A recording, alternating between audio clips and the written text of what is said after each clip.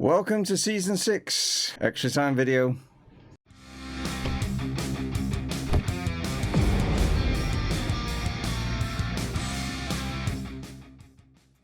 Hello guys and welcome to Dreaming as Possible here with Chesterfield, and yes, it is the end of season stuff with the Extra Time video.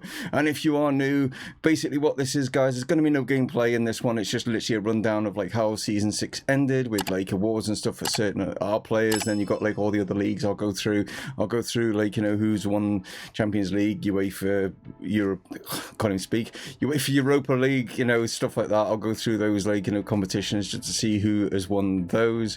And that's really what this is. This is just literally just tying everything off into a nice little neat bow to finish off season 6. So if you are here for some gameplay and stuff, then I disappoint you, I'm afraid. But yeah, tune in again for season 7. That's going to be coming up, like, I mean, obviously in tomorrow's, like, you know, video. But anyway, guys, let's crack on and get things like started, shall we? So this is basically this, if you can see just behind me here, is that it's Chesterfield's overall 11, and that's only when I've been obviously in charge, not Chesterfield's in history, like their overall 11. It's just basically players that that I've, like, you know, obviously managed and stuff like that. So this is like going through those sort of, like, you know, the best 11 that the game has decided that the fans and stuff like that have got an affinity with, I would say.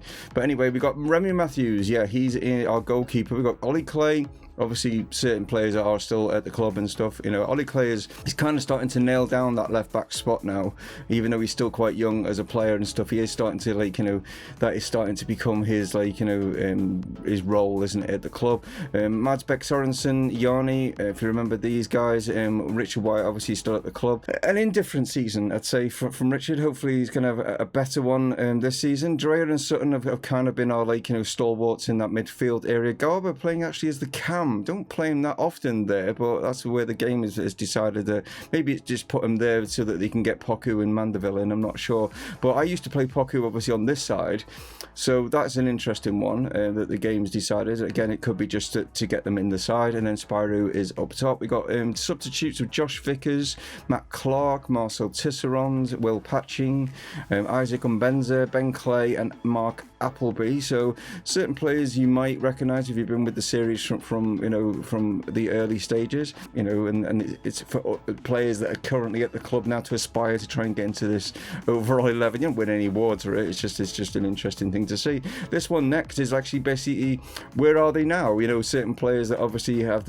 moved on and where are they and things like that. And Matt Clark probably being best positioned, as it were, like, you know, in the fact that he's with like Liverpool, who just seem to be winning everything right now. They've still obviously got, I won't get any spoilers into whether they've won the Champions League or not yet. I won't tell you whether that's a situation, but yeah, they've literally won everything that they've, like, been involved in this season. We've got, obviously, it's saying Wyatt, Dreyer, Sutton, Garber, Spyro, and Ben Clay and Appleby are all still here. Yeah, we know that. We've got who have we got here? Take a look at Chesterfield's overall, featuring the likes of, oh, I see, right, Kwame is actually at Brentford now. Yeah, he's gone to Brentford. We tried to sign him a few times. We sold him to Burnley, if I remember correctly, but they just didn't want to sell him.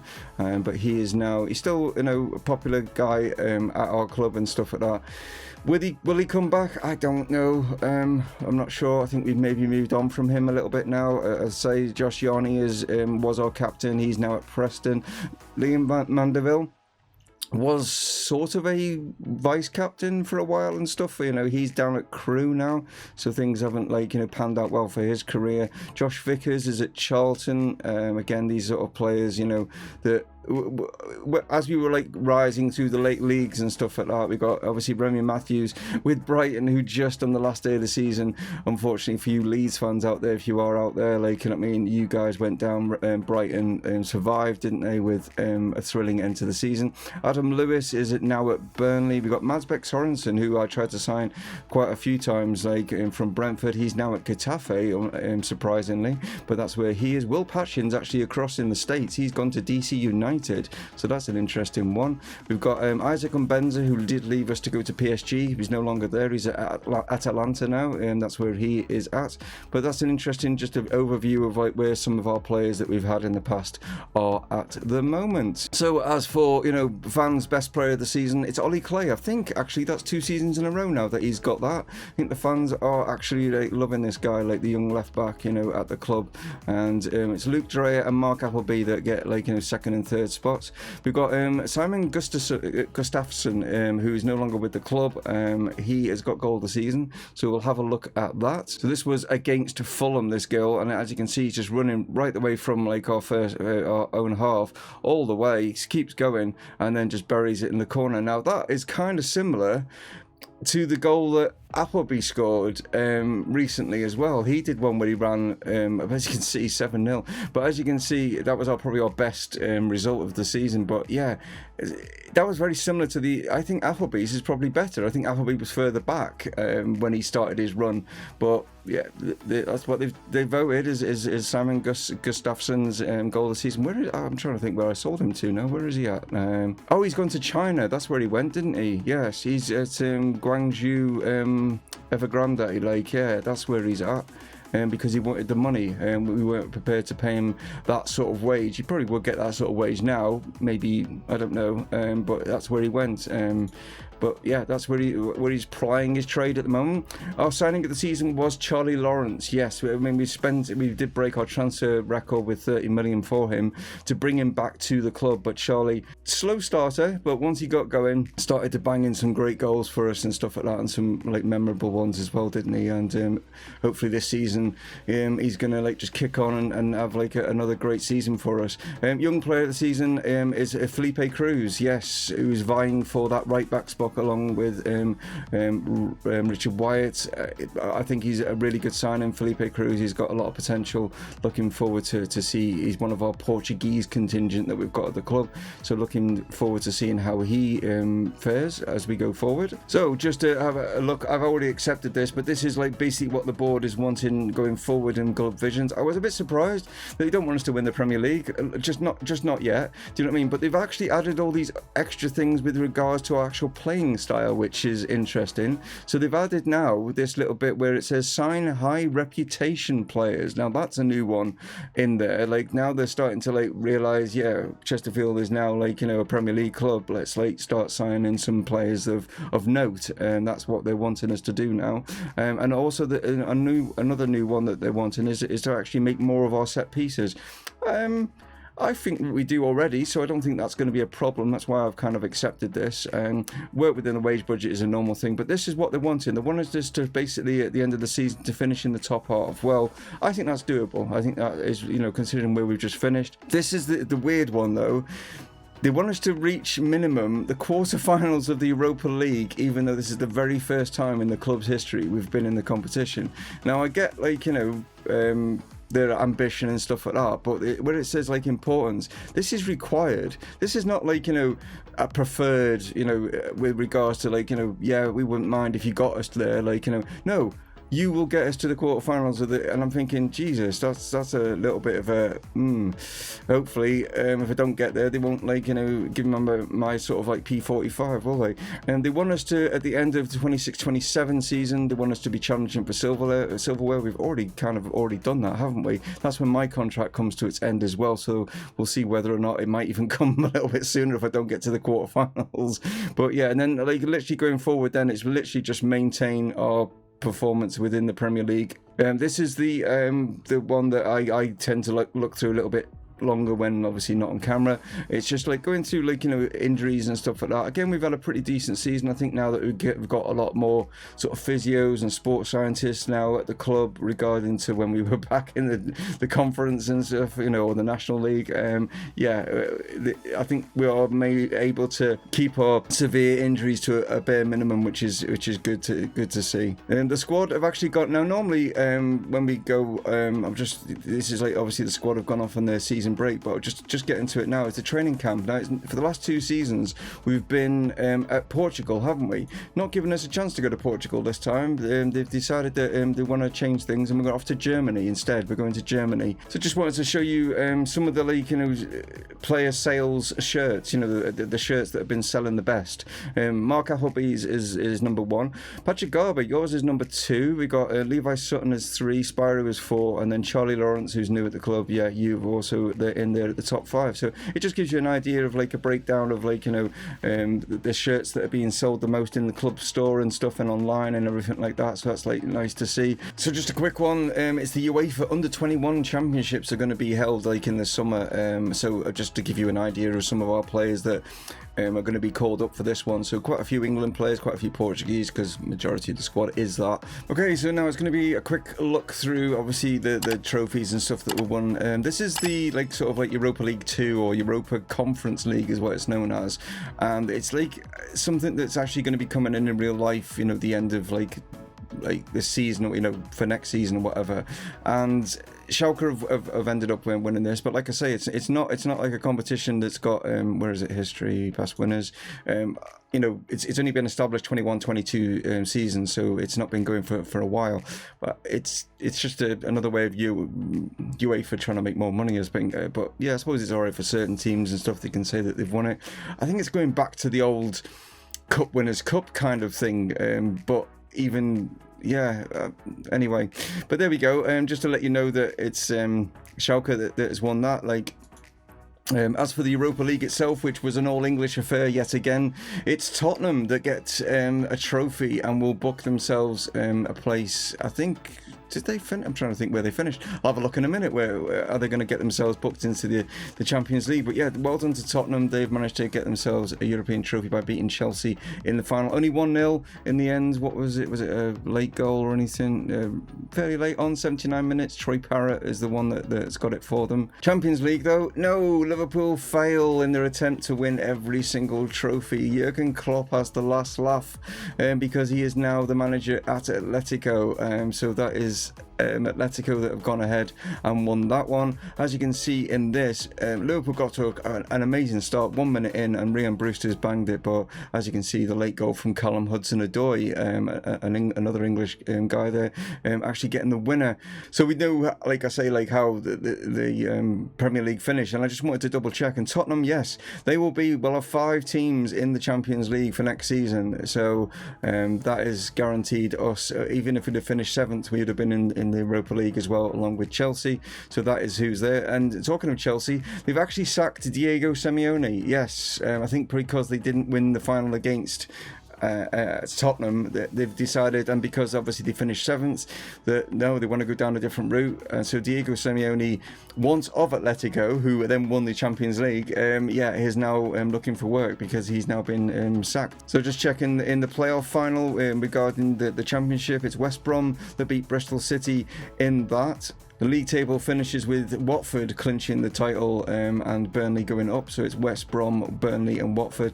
Teams that we were obviously fighting with last season, if you remember. We're going to be fighting with them again now because obviously they got promoted. Preston, Ipswich and Mansfield. Mansfield being our local rivals. They are now a couple of the leagues away from us now. So not a good thing for them. Not the fact that their local rivals are going to be playing in Europe, but they got relegated as well. So just giving you an idea of how the Championship ended. I won't go down all the rest of the leagues and stuff. This video will go on far too long if we do that. So let's look around Europe, shall we? So just to give you an idea of how Jurgen Klopp got on. Yes, he ended up winning the La Liga, but Atletico have been winning La Liga for season. They've just been going. They're becoming like the Juventus of Spain right now. They've totally taken the mantle away from Real Madrid and from Barcelona. As you can see, 1, 2, 3, 4, 6 seasons in a row now that they've done it.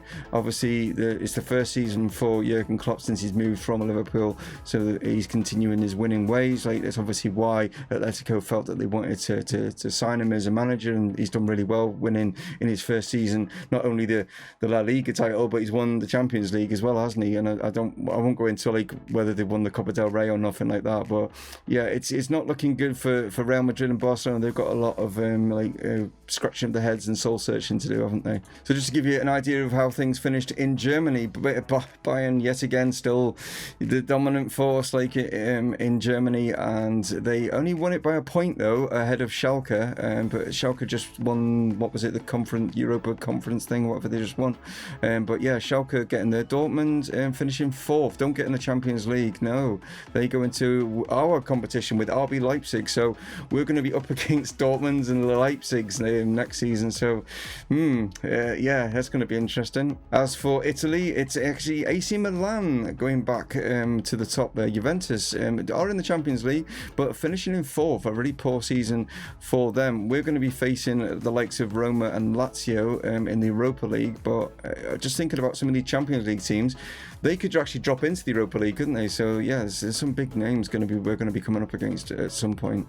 And France, well, yeah, until the money disappears from PSG, 108 points. I mean, they didn't lose. PSG has completely and utterly destroyed the French league, in my opinion. I just think that you might as well just take them out of the equation, and you've got a much better league, haven't you? Where it's like a lot tighter and a lot closer. But they're just an anomaly, and until UEFA and the FFP come along and sort that out, PSG will just keep doing that, won't they? I'll just throw in the Liga NOS because we've got some Portuguese players obviously at the club, and we've also got Rodolfo that watches, who is actually Portuguese as well, so thank you for Rodolfo for watching. It's Benfica that, when it's not his team, he supports Porto, so yeah, it's Benfica that have won it by 10 points over Sporting. How did Braga get on? Because that's where Puerto is.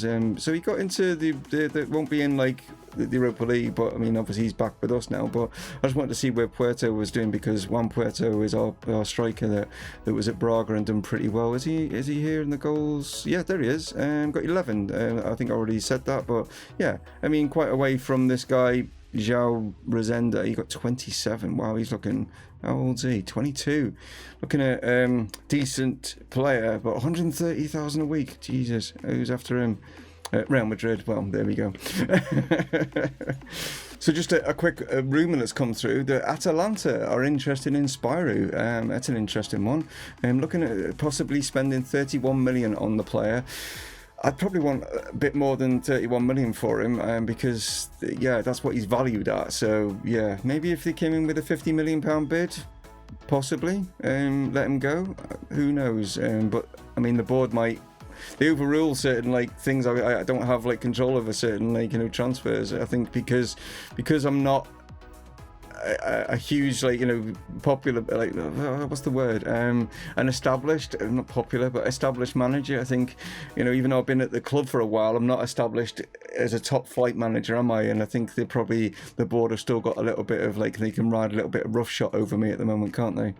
Yeah, see, there we go. I've just wanted to quickly show you again, there's this takeover rumor is possible. Apparently there's speculation that there is people that are looking at to possibly take us over. Now, who knows? If they come in with a hell of a lot of money, we might be able to afford some of these big name players. Who knows? But we'll see. So, some huge news. My assistant manager has decided to call it quits. Yeah, he's going to retire. Yeah, Glenn Snowden is actually going to hang up his boots, as it is. I mean, I know he doesn't wear boots, but it's the saying, isn't it? And yeah, I'm going to have to find myself a new assistant manager. So that's going to be interesting, because I think he's been pretty good for us. I think he's come up with some good, he's helped me with certain decisions and stuff to make, and I think we've had a really good partnership. He's been with the club since 2019, and yeah, he's been obviously with me through all of Chesterfield's successes and how we've got, and it's just a shame that he's not going to see how we go in Europe and stuff like that, but he's decided that at 65 that that's it, he's going to call it. So Real Madrid are outlining intentions for Ollie Clay. Wow, they're looking at around about 59 million for the player. Yeah, I think if you had a one in front of that 59 million, then we'll seriously think about it. But he is not going anywhere unless obviously he says, boss, this is a dream come true, I need to go. I mean, you wouldn't blame him. I mean, Chesterfield, Real Madrid, let me think. So that could be interesting. We could end up losing our left back, which is not good at all. But there we are. I think that's pretty much it for the sort of like kind of roundup. There's no point in showing you FA Cup and Carabao Cup winners, because you know that, you know, Liverpool won them both, like, and one of them beating us obviously in the final. For one, they actually knocked us out of the Carabao Cup as well, didn't they? And went on and won that. So if you were just wondering why I've not shown you that, that's the reason. Liverpool won pretty much everything apart from obviously the Champions League, didn't they? And yeah, hopefully you'll tune in tomorrow for our start and find out how things are going to be going. We're not in the qualifying stages for the Europa League. We're going straight into that competition, and it's going to be a really interesting season. I'm really looking forward to it. It's going to probably put a lot of strain on the squad, because obviously there's more games with playing in the Europa League, but it means maybe more game time for certain players, and hopefully we'll find some new stars for this coming season. We'll find out, and hopefully we'll bring in maybe 1 or 2 new faces. Tune in tomorrow for that one. But thank you as always, guys, for tuning in. Sorry if it's a little bit long, but these ones are, and tomorrow's will be long as well, because I'll be going through transfers as well as like the start of the season. So be prepared. Get yourself a nice cup of coffee for that one. If you don't drink coffee, then fair enough. It's, you know what I mean. But anyway, guys, you take it easy. I will catch you on the next one. I appreciate you tuning in for these videos and all your comments and stuff like that. It's great. Keep them coming. And the other thing is I've had a few comments about players. There was one comment I had which was great, and wanted to know about regens and new gens or whatever that we've got at the club. Wanted to know whether all the Clays were related. Yes, the Clays are related. Ollie and Ben are both brothers. I'll just show you actually. You can just about see, like, just in there, like where it's got Ollie Clay and it says brother just there, like, sort of thing. So just if you're wondering, they are both like new gens, you know what I mean? And you also want to know whether the 2 Netos were related. No, they are real players. Both of them are real players, but they're not related. Anyway, there we go, guys. Thank you so much, like I say, for tuning in. One of those would be appreciated. If you are new, why not hit the subscribe button and see how we do in season 7? Yes, season 7. Will it be lucky 7? And we win some silverware? Let's find out, shall we? And yeah, it all kicks off tomorrow. Dave from Mumongu Gaming, signing off. Cheers.